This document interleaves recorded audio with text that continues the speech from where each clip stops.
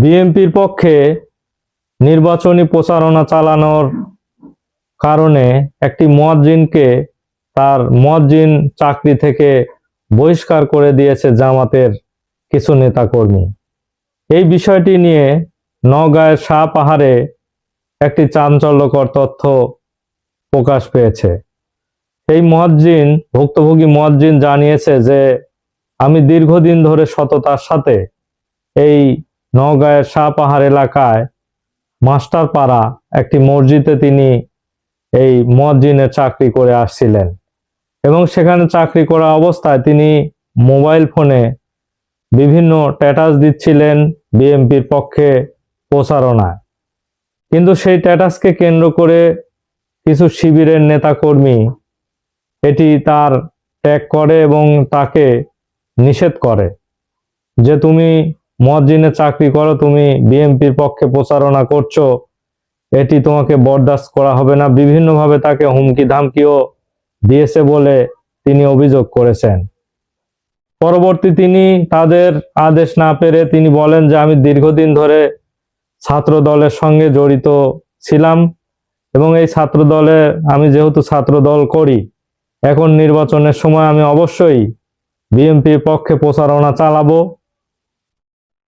তারপরে সেই শিবিরের কিছু কর্মী এবং জামাতে ইসলামের কিছু নেতা কর্মী তাকে বিভিন্নভাবে হুমকি ধামকি দিয়েছে বলে তিনি অভিযোগ করেছেন। পরবর্তীতে তিনি তাদের কোনো আদেশ বা হুকুম না মেনে তিনি একের পর এক বিএনপির পক্ষে বিভিন্ন প্রচারণায় তিনি বিএনপির পক্ষে স্ট্যাটাস দিয়ে যাচ্ছিলেন, যার ফলে এই জামাতে ইসলামের কিছু নেতা কর্মীরা তারপর ক্ষিপ্ত হয়ে তাকে মুয়াজ্জিনের পদ থেকে বহিষ্কার করে দিয়েছে বলে জানা গেছে।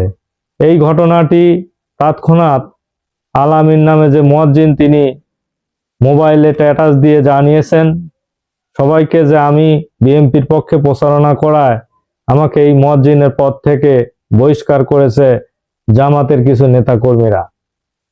তার পরবর্তীতে তিনি আরেকটি কথা এখানে তুলে ধরেছেন যে সেই মসজিদের সামনে একটি মুদিখানার দোকান ছিল, দীর্ঘদিন ধরে সেই মুদিখানার দোকানে একজন দোকানদারি করছিলেন, কিন্তু জামাত বা বিভিন্ন লোকজন বা মসজিদের যে কমিটি ছিলেন তারা তো এখন আমাদের জানা মতে যারা মসজিদের কমিটি এখন পর্যন্ত রয়েছেন তারা হয়তো আওয়ামী লীগের বিভিন্ন অঙ্গ সংগঠনের সাথে তারা জড়িত রয়েছে, যদিও তারা চুপ করে আছে, কিন্তু এটা আমাদের জানা আছে যে এখন পর্যন্ত বিভিন্ন মসজিদে যারা কমিটি রয়েছে তারা কিন্তু এখনো আওয়ামী লীগের লোকজন। বিএনপি এই বিষয় নিয়ে এখনো কোনো তাদের মাথা ব্যথা নেই। তারা আগামী জাতীয় সংসদ নির্বাচনের দিকে তাকিয়ে আছে এবং নির্বাচন নিয়ে তারা ব্যস্ত সময় পার করছে।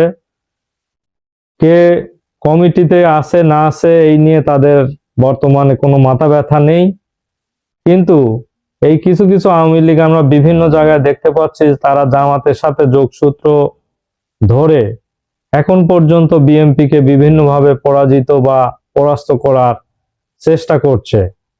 তারই হয়তো ফলশ্রুতিতে যারা আওয়ামী লীগ করতো তারাই হয়তো এই জামাত ইসলামের সাথে যোগসূত্র হয়ে এই আলামিনকে তার মুয়াজ্জিন পদ থেকে বহিষ্কার করে দিয়েছে। এটি আসলে তদন্তের বিষয়। এইটি যদি ঘটে থাকে তার তীব্র নিন্দা এবং প্রতিবাদ জানাই, কারণ বর্তমানে যেহেতু ত্রয়োদশ জাতীয় সংসদ নির্বাচন, এই নির্বাচনে যদি সে ছাত্রদল করে থাকে তাহলে অবশ্যই তার প্রচারণার কোনো বাধা দেওয়া উচিত নয়, কারণ যে কেউ রাজনীতি করতে পারে এবং যে কেউ যার পক্ষে ভোট চেতে পারে, তার জন্য তাকে ক্ষোভের বশবর্তী হয়ে তার চাকরি থেকে তাকে বহিষ্কার করে দেওয়া হবে, এটি কখনোই আসলে বরদাস্ত করা উচিত নয়। এই ঘটনা যদি ঘটে থাকে আমরা তার তীব্র নিন্দা এবং প্রতিবাদ জানাই, যাতে আর কখনো কোনো মসজিদের ইমামকে এভাবে, ইমাম হোক আর মুয়াজ্জিন হোক, তাকে বের করে না দিতে পারে। দেখা যাক এই বিষয়টি নিয়ে শেষ পর্যন্ত তদন্ত করে কি তার রেজাল্ট আসে, এটি আসলে সময়ের দাবি। ধন্যবাদ সবাইকে।